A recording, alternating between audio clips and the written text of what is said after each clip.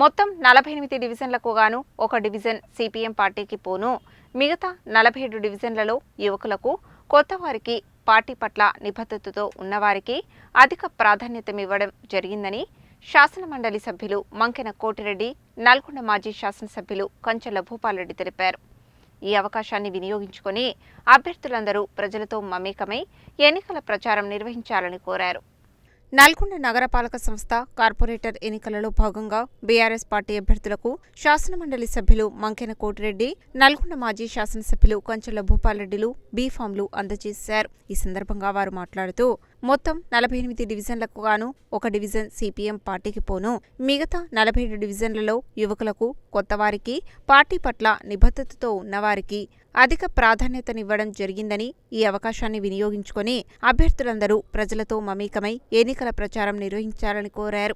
నల్గొండ నగరంలో BRS party గెలుపుకు మంచి అవకాశం ఉందని, నల్గొండకు గత బీఆర్ఎస్ ప్రభుత్వం చేసిన అభివృద్ధిని, సంక్షేమ కార్యక్రమాలను ప్రజలకు వివరించి ఇంటింటికి తిరిగి ఓట్లను అభ్యర్థించాలని కోరారు. ఈ కార్యక్రమంలో రాష్ట్ర కార్పొరేషన్ మాజీ chairman Katikam Sattaiah Goud, BRS party రాష్ట్ర నాయకులు చకిలం అనిల్ కుమార్, నల్గొండ మార్కెట్ కమిటీ మాజీ చైర్మన్ చీర పంకజ్ యాదవ్, మాజీ ఆర్ఓ మాలె శరణ్యారెడ్డి, అభిమన్యు శ్రీనివాస్, పట్టణ పార్టీ అధ్యక్షులు భువనగిరి దేవేందర్, సింగం రామ్మోహన్లతో పాటు పలువురు నాయకులు, కార్యకర్తలు భారీ ఎత్తున పాల్గొన్నారు.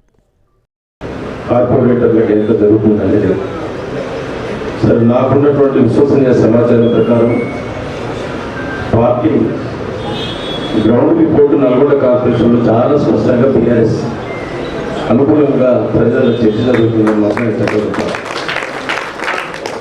కానీ గెలుపోటములు అనేటువంటివి మీ చేతిలో ఉంది. పార్టీ గ్రౌండ్ రిపోర్ట్ బాగుంది, ఎవరు ఎంత తీసుకుంటే అంత గెలిచే అవకాశాలు ఉన్నాయి. కష్టపడి ప్రణాళికాబద్ధంగా పార్టీ ప్రచారంలో ముందుంచి ఓటర్లను ఆకట్టుకోగలిగితే గెలిచేది బీఆర్ఎస్ పార్టీ అభ్యర్థులే ఈ రోజు వరకు గ్రౌండ్లో ఉన్నటువంటి రిపోర్ట్. ఎందుకంటే అధికారంలో ఉన్నటువంటి వాళ్ళు ఎప్పుడు కొంత అహంకారంతో ఉంటారు. వాళ్ళ అరాచకాలు, ఆగడాన్ని ప్రజలు ఎప్పుడు గమనిస్తూనే ఉంటారు. ఈ నల్గొండలో ఉన్నటువంటి మంత్రి అనుచరుల ఆగడాలకు ఈ 2 సంవత్సరాల కాలంలోనే ప్రజలు గుర్తిస్తున్నారు, లెక్కబెడుతున్నారు. అదే క్రమంలో ప్రజల చర్చ మన మీదకి వస్తుందనేటువంటి విషయాన్ని మీరు ఎవరు కూడా మర్చిపోతారు.